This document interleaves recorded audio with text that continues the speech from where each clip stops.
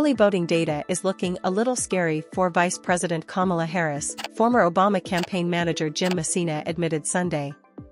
Messina said the data, which shows a jump in GOP early voter turnout, has prompted several of my friends to call me panicking.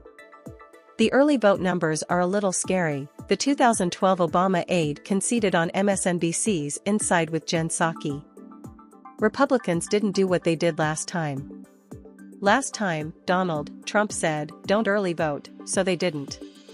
Republicans do have an advantage in early vote numbers, this time. When the early votes come in, it's going to look a little bit different than 2020, and that's scary, he said. Republican early vote turnout has jumped in 4 battleground states that reveal party breakdown, as illustrated in a batch of data a source close to the Trump campaign previously shared with the Post. That data includes a jump of 9 points in Arizona, 9 points in North Carolina, 4 points in Nevada, and 22 points in Pennsylvania relative to 2020 in terms of returned mail and early votes from registered Republicans. But Messina insisted that he also does see some bright spots for Harris, mainly, the large turnout of female voters.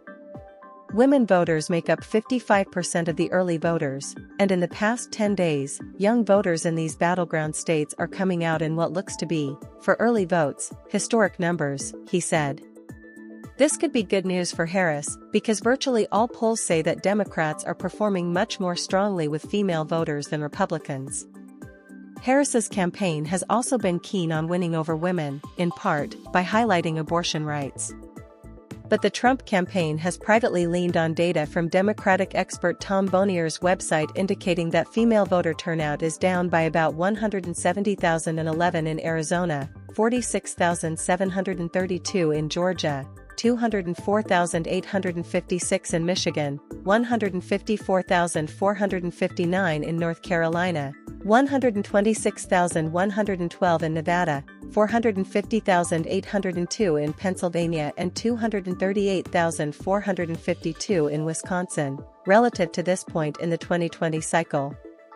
Moreover, urban voter turnout has slipped 385,285 in Arizona, 153,846 in Georgia, 321,523 in Michigan, 175,470 in North Carolina, 191,199 in Nevada, 381,519 in Pennsylvania, and 100,733 in Wisconsin compared to this point in the 2020 cycle.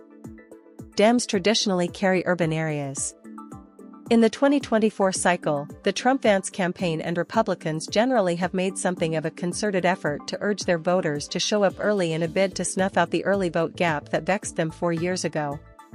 Ultimately, most polls peg the presidential battle between Trump and Harris as a deadlock, and both sides believe that the race is going to be very close.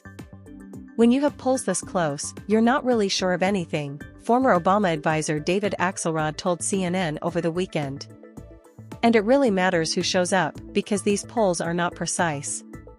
This race is filled with uncertainty today. Axelrod also contended that Trump is not closing well and alluded to recent controversies that have popped up in the final days of the 2024 cycle, such as the GOP candidate's joke Sunday that he wouldn't mind if a sniper had to shoot through the fake news to get to him, and controversy over the Puerto Rico remark made at his Madison Square Garden rally. He is actually abetting her message in the final week. That's going to make Republicans uncomfortable, Axelrod said. I'm sure Republicans would love him to stay tethered to that prompter a bit more and deliver the message that they think will help him win this election.